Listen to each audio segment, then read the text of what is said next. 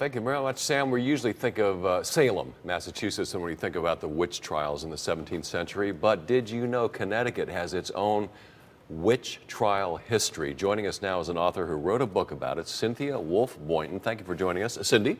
Yes, thank you. As you go by, Connecticut Witch Trials, the First Panic in the New World. Fantastic title, but it leads to the question, if you could write a book about this, why don't people know about it? Because when people think of New England witch trials in that time, it's only Salem. There are so many theories why people don't know about them, but I think what it basically comes down to is that the Salem trials really was a period of hysteria in 1692. That unfolded over a short period of time. 7 months. Yeah. 7 months. Very short period of time. They broke many of the rules as far as judicial proceedings go, but here in Connecticut, from the time that we convicted and executed the very first witch in 1647, it really was business as usual for us. As odd as that may sound, being a witch was number 2 on the capital offenses, and we followed all the legal protocols when we did our trials. As long as you're mentioning the capital offenses, let's talk. Actually, a higher percentage of people charged with being a witch were executed than the percentage that unfolded in Massachusetts. How many people were killed because they were allegedly witches? There were 11. They were all hanged. There were 34 people who were formally accused. As I said, 11 of them were hanged. Historians believe that up to 50 actually were under suspicion.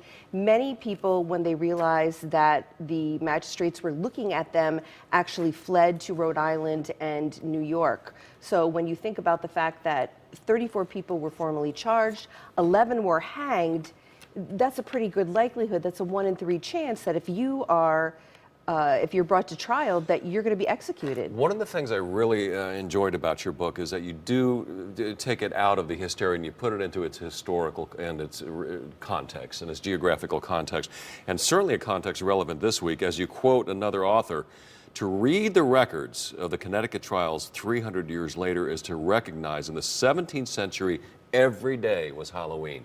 What do you mean by that? Well, in the 1600s, the Puritans, they truly believed that the devil walked the earth. That just like you might have a neighbor or someone who lives in your town who's threatening, the devil was an everyday threat.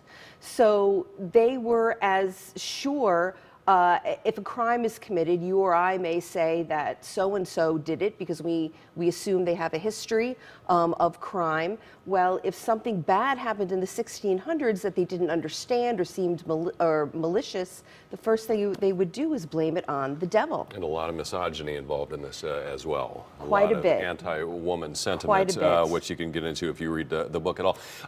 The difficulty in finding research documents for this, not easy at all. We're going to put up on the screen here something you were able to find. Tell us about this. Yeah, there is very little information available. Unfortunately, there's information at Brown University, at the Connecticut State Library, at the Connecticut Historical Society, and then there are bits and pieces all around. But it really was putting together a puzzle. I mean, think of how far back that was. They didn't have the type of record keeping that we have today. There were fires. There weren't the metal safes to keep things in, so a lot of documents got lost along the way. The great news is there are some precious few, but there are some really amazing documents. The handful that are there do really bring you back to that moment. I know that's how you immersed yourself in to go ahead and get the information for this book right here. It's important to mention when you talk about the context that it's very easy to look back and say, how ignorant could you be? You know, people Sure. doing this. But the fact is, they were living on the edge of a very dark and frightening frontier, hand-to-mouth existence, Indians around them that could be a threat, emerge as a threat at any time. And really, all they knew was to blame the devil because they didn't have any other viewpoint on it all. Sure. Well, there's a term that historians use. It's called presentism, and it's the idea of looking at the past and trying to figure out the past through our present-day lens and our belief systems. And you can't do that with the 1600s, Right. because their beliefs were so very different. If cheese went bad, it would be because the devil made it happen, or a witch bewitched it. If a thunderstorm happened that they didn't expect, or a hurricane occurred and they've never seen a hurricane before, it had to be caused by diabolical forces. Not good times, no, but there were some good guys in your book, including the famous Governor Winthrop of Connecticut. Amazing, amazing. I think that Governor Winthrop truly single-handedly led to the people in our colony really understanding that not everything that's unexplainable has to do with diabolical magic.